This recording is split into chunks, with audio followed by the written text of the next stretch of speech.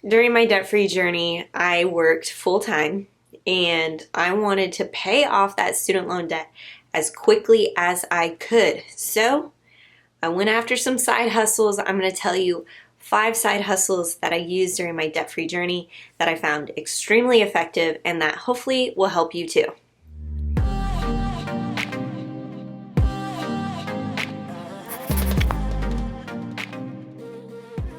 Hey, what's up guys? It's Justine with Debt Free Millennials, the channel to help you crush your debt and live payment free. I am so happy that I incorporated these 5 side hustles during my debt free journey because it helped me pay off $35,000 in student loan debt in 2.5 years on a $37,000 income. So not a lot of money, but a lot of discipline. So here we go. Let's get into my list. The first thing that I did was, yes, I actually used online surveys. And you're like, how did that help you pay off your debt? You make like $1 off of these surveys. I know. However, I would take these surveys on my downtime, and what I loved about it is that I would earn points, and I would take those points and redeem them for gift cards or like a magazine subscription, or I would use that and purchase a subscription for somebody for Christmas. So I loved doing this because it actually helped me not spend from my budget. So I remember cashing in a gift card for $25 for American Eagle. Is American Eagle even still around? And then I would get magazine subscriptions for myself, and then I would give them as gifts during Christmas, and it kept me just motivated because I was still having fun and I was getting like a nice treat in the mail, or to go shopping for clothes without spending from my budget. I really like using Survey Junkie now, so if you want to sign up for Survey Junkie, I will leave my link below for you to sign up. I think it's a great way to side hustle and keep you motivated on your debt-free journey. The second way that was really lucrative was freelancing. Now, at that time, I was working full-time as a client manager at Kansas State University, and so I was exposed to different design and writing, and I've always been in that world and really enjoyed to write, but I never did that as like my full-time job. And so I was talking to one of our writers on staff, and she actually wrote for a local magazine in Manhattan, Kansas, and I asked her if they ever thought about maybe needing another writer. And so she was able to get me the in with the editor, and next thing I knew, I was actually writing these huge stories and spreads for this local magazine, and I was getting paid, I think at that time I was getting paid $150 per story. Now I wrote and spent a lot of time because I would go to interview these people and write the story and work with the photographer on the pictures that we wanted for the magazine spread. It was really fun, and I found that just to be a really fun way to side hustle and use that extra $150 that I was making per story and add it to my student loan payment. Now, you can freelance just about any skill set that you have. What I recommend you doing is pick a skill set that you already use and somewhat incorporate in your full-time job. So I had already been exposed to the writing world. I had written a couple of my own pieces here and there.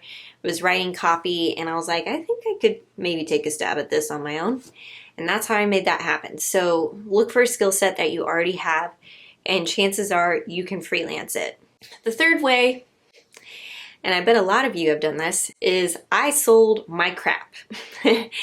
But the one thing that I bet you didn't do, and I found extremely beneficial when I was selling my stuff, is you create a description once and you post it twice. And what I mean by that is you're going to take that exact same posting that you're putting on Facebook Marketplace, and you're also going to put it on OfferUp or Let Go or Craigslist, and you are going to 4x your productivity with this, because not only are you just showing it in one spot, you're showing that same listing in 4 different spots. Now, I've tested and experimented with this in the San Diego area lately, and what I found is OfferUp and Facebook Marketplace are the best tools to sell stuff in San Diego, but you may find it different in your area.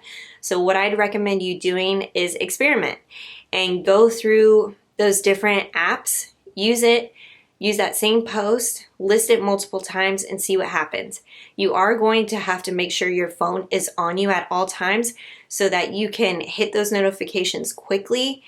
No buyer wants to wait around for a seller to get back to them. The quicker that you can respond, the more likely it is that you are actually going to make a sell out of that exchange. The 4th side hustle that I used, especially early on in my debt-free journey, was babysitting and house setting. So I lumped these 2 together because they go together in my mind. But I would babysit for my cousin's kids. I would house set for the neighbors in my parents' neighborhood. It was so easy. It was money under the table. And a lot of times, you know, I would be able to house set at these really nice houses. And so it was like, this is fun, you know, I get to stay the night and watch their house and get paid for it at the same time. Plus, I was working full time at my very first job. So I was making during the day, I was making money on the weekends and at night. I loved it.